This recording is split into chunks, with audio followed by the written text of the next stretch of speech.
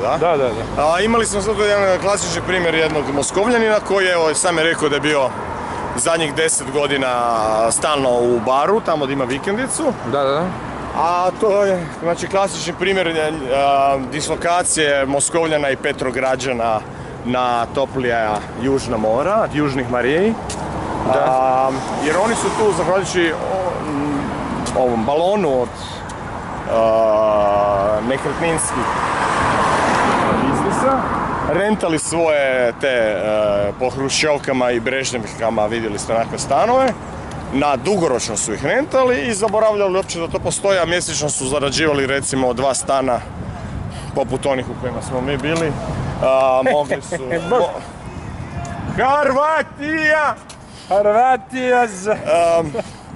I mogli su dobivati između 2 i 3 soma eura mjesečno. To je lova do krova. Do finala. Final? Da. Španija. Hrvatija. Španija?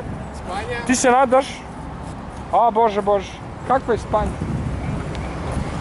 Viva Espanja i Katalun. Evo ga, tu narod čisti, vidite. Ulice. Sve čisto što ima čisto. Narod čisti i dalje, narod ne može... Ali dole su, evo, ubili oko. Treba odmoriti. Obdanut. Tako je.